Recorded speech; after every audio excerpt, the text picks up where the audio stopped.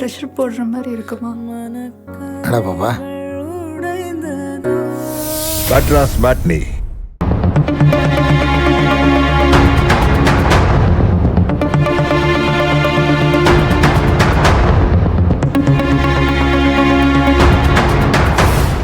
ஜோரீஸ்வரி அவளை அடிச்சு துரத்தி விட்டாச்சு.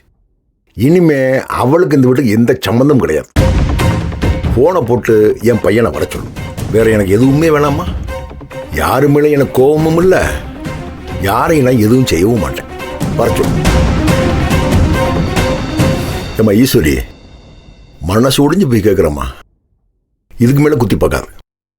என் மகனை வர சொல்லு. என் மகன் எனக்கு வேணும்.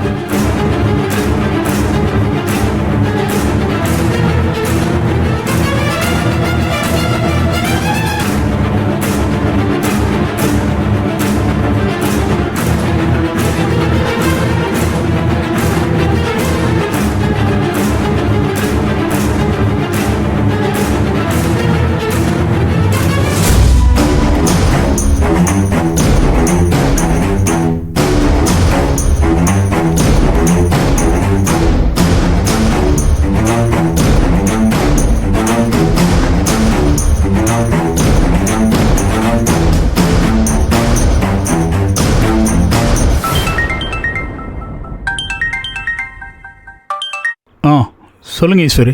ஜீவானந்தன், தயவு செஞ்சு நான் உங்களை குழப்பறேன்னு தப்பா நினைச்சுக்க வேண்டாம்.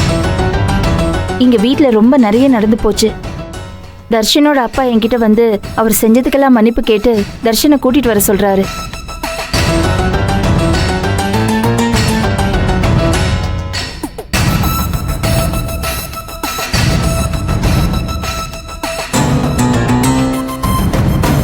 அவனுக்கு கல்யாணம் பண்ணி வைக்க மாட்டேன், அவன் விருப்பப்படியே வாழட்டோன்னு பேசுறாரு.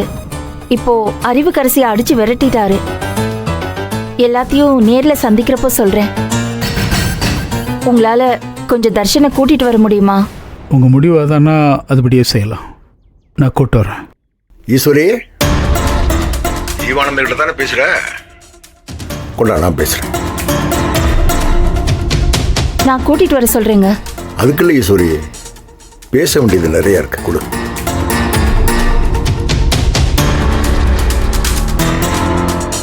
ஜீவானந்தா சார், நீங்க தானே?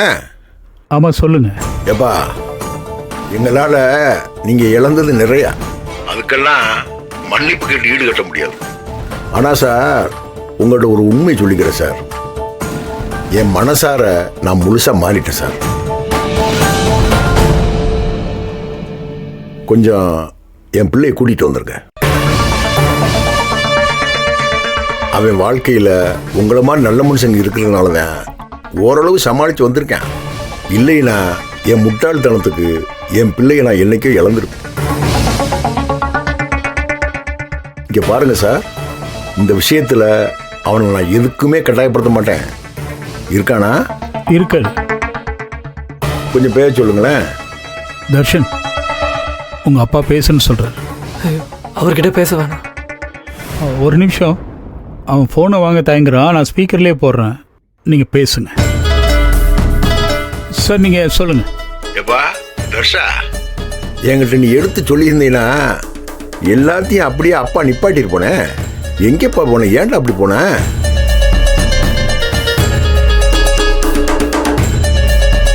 அதை விடு. அதனால தான் எனக்கு சில உண்மையெல்லாம் தெளிவாச்சு. இங்கே பாருப்பா தர்ஷா, நீ முதல்ல கிளம்பி வீட்டுக்கு வா, எல்லாத்தையும் பேசிக்கிறோம். எப்ப தர்ஷா, உன் விருப்பத்துக்கு மாறா அப்பா எதுவும் செய்ய மாட்டேன்டா. என்னை நம்புப்பா. முதல்ல கிளம்பி வீட்டுக்கு வா. கூட அந்த பிள்ளைய உன் அப்பாவும் இருக்காங்களா?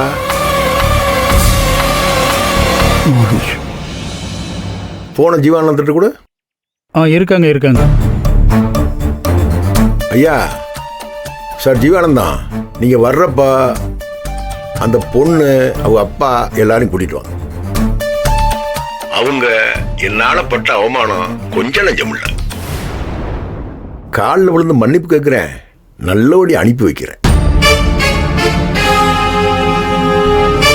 வருங்கால குடும்பத்தில் என் மகன் விருப்பம் என்னவோ அதுக்கு ஏற்ற மாதிரி பண்ணிக்கிறோம். ஐயா ஜீவானந்தா, கொஞ்சம் ஸ்பீக்கர் ஆன் பண்ணுங்க. இருக்கார், பேசுங்க. ஐயா குருநாத ஐயா, என்னை மன்னிச்சிருங்க. நீங்க ஒரு கலைஞர், உங்களை நான் ரொம்ப சங்கடப்படுத்திட்டேன்.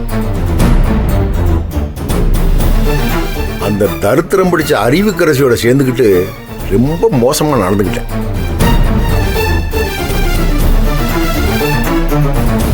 மன்னிச்சுங்கய்யா. கொஞ்சம் என் மகன் கூட சேர்ந்து வீட்டுக்கு வாங்க. வாங்க, உங்களை நேரில் பார்த்து உங்க காலில் விழுந்து மன்னிப்பு கேட்டுக்கிறேன். வாங்க. வரணும்யா? அதெல்லாம் எதுக்கு சார்? நீங்கள் எங்கள் யாரையும் துரத்தி அடிக்காமல் இருந்தால் அதுவே போதும் சார். நீங்க அப்படி சொல்றது உங்க பெருந்தன்மை, ஆனா நான் அப்படி சொல்ல முடியாது. ஜீவானந்தா, அவரை கூட்டு வாங்க, எனக்காக செய்யுங்க. சரிங்க, சரி. ரொம்ப நன்றி. எல்லாரையும் பார்க்கறதுக்கு நான் அவளோட காத்திருக்கேன். வச்சிரவா? இந்தா.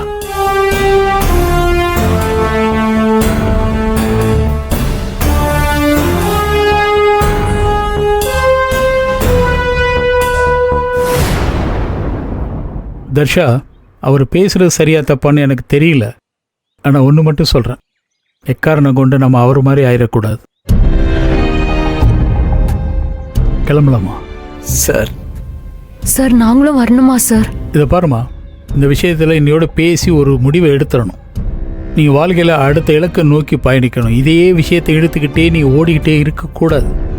அதை இன்னையோட தீர்த்தணும். அதான் என்னுடைய விருப்பமும் கூட. உங்களுக்கு அதுதான் நல்லது. அதனால தான் சொல்கிறேன். நான் கூட இருக்கேன்.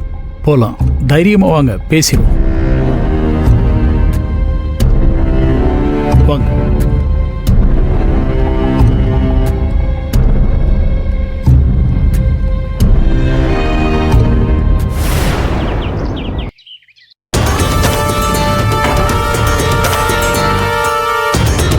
வாப்பா, உட்காருப்பா. உட்காரு.